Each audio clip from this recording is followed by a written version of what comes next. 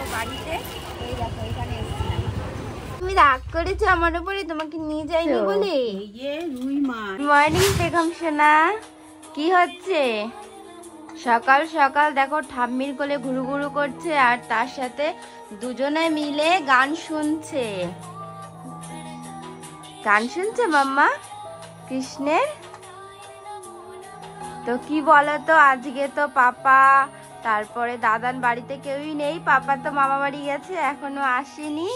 ওই জন্য সকাল থেকে মা কোলে নিয়ে ঘুরছে আর আমি ওইদিকে রান্না বসে। আর ওকে তো বিছানায় যে শুয়ে রাখবো, একা একা কিন্তু বিছানায় শুতেই চায় না, নিয়ে ঘুরতে হবে সকালবেলাতে। ওই জন্য ঠাম্মি বাইরে কিছুক্ষণ ঘুরিয়ে এনেছে, এখন আবার ঘরে নিয়ে ঘোরাচ্ছে আর গান শোনাচ্ছে। চলে এসেছো? কটা বাজে এখন? কি কি নিয়ে এসছে এগুলো? নারকেল? আমাদের বাড়িতে তো গাছ নেই নারকেল গাছ, কোথা দিয়ে দিল মা? ছিল ঘরে এমনি? ঠিক আছে রাখো, এখন আমি নিচ্ছি। তো এখন যাচ্ছি কিন্তু একটু দরকারে তোমাদের দাদা ভাইয়ের আমি পেহমকে রেখে, তো এখনই যাব আবার এখনই চলে আসবো। তো এখানে এসেছিলাম, আমার কিছু ডকুমেন্টের সমস্যা ছিল, তো সেইগুলোই ঠিকঠাক করতে এসেছিলাম। তো কাজ হয়ে গেছে, এখন যাব বাড়িতে। এই দেখো এখানে এসেছিলাম, বেশিক্ষণ লাগেনি, বেশি ভিড় ছিল না, একদিকে ভালো হয়েছে, নাহলে তো খুব চিন্তায় ছিলাম যে পেহমকে রেখে এসেছি কি হবে না হবে। তো হয়ে গেছে, তাড়াতাড়ি এখন বাড়ি যাবো। আজকে দেখো কি রোদ উঠেছে, মানে প্রচুর গরম। চল গাড়িটা সামনে নাও, তারপরে আমি নিয়ে যাচ্ছি এখান থেকে।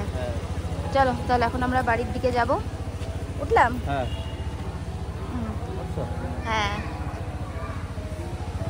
বাড়িতে গিয়ে আবার পেখমকে স্নান করাতে হবে, ওকে রেখে আসছি ওর ঠাম্মির কাছে। তো বাড়ি এসে কিন্তু পেখম সোনাকে স্নান করিয়ে দেখো সাজুগুজু করিয়ে দিয়েছি। আর ও জানো তো আমার উপর একটুখানি রাগ হয়েছে, দেখো মানে এসে হাসছিল না, এখন হাসছে। তো এতক্ষণ মানে আমার দিকে তাকিয়ে তাকিয়ে একটু হাসছিল না যে ওকে রেখে আমি গেছি, তো এখন হাসছে, তাই না মাম্মা? হ্যাঁ মাম্মা, তুমি রাগ করেছো আমার উপরে, তোমাকে নিয়ে যাইনি বলে? তো ওই জন্য ওকে একটুখানি সাজালাম। এই হেয়ার ব্যান্ডটা ওর মিমি সেদিন এনেছিল, সেটাই আজকে পরালাম। আর এই জামাটা ও মিমির মানে মা দিয়েছে, ওর বড় দিদুন দিয়েছিল সেই ছোট্টবেলায় যখন ও হয়েছিল।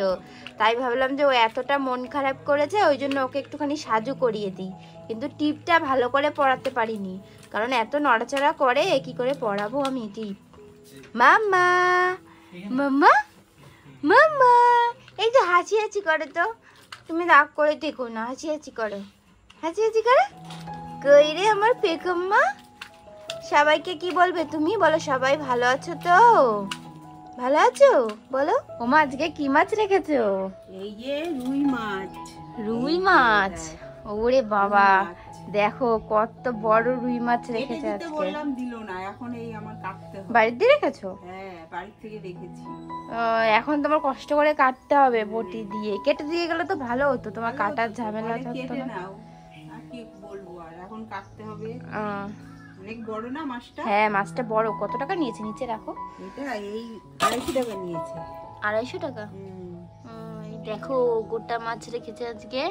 আজকে তাহলে রুই মাছ রান্না হবে। ঠিক আছে তুমি তাহলে কাটো। বৌমা করবে রুই মাছের কালিয়া। আমি রান্না করব? হ্যাঁ তুই করিস, রোজ আমার করতে ভালো লাগে না, তুই একটু করে খাওয়া আজকে। ঠিক আছে, রোজ কোথায় করো, আমি তো মাঝে মাঝে রান্না করি।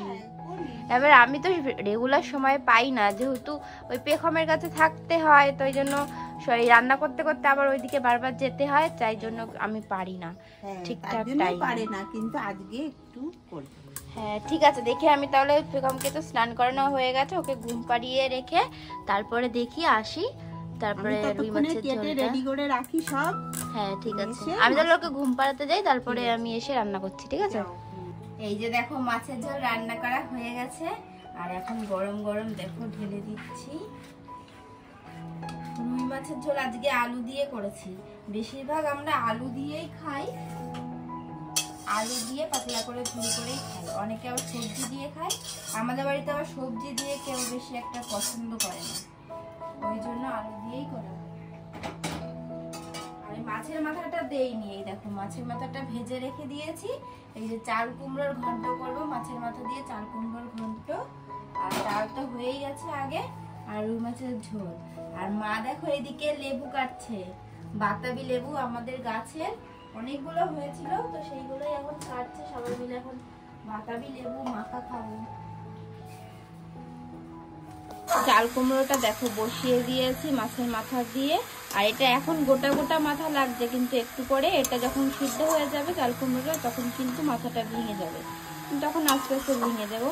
আর এখন আর হলুদ দিচ্ছি না, কারণ এখন যদি হলুদ দিয়ে তারপরে ঢাকা দিই তাহলে কিন্তু চাল কুমড়োগুলো সেদ্ধ হবে না, ওই জন্য শুধু নুন দিয়ে এখন একটুখানি ঢাকা দিয়ে রাখবো। আর আজকের এই চাল কুমড়োটা জানো তো মানে কেনা না, এটা হলো আমাদের পাশের বাড়ির থেকে দিয়ে গেছিল, ওদের গাছে হয়েছে, তো একটা জেঠিমণি দিয়ে গেছে, তো সেই চাল কুমড়োটাই আজকে রান্না করছি।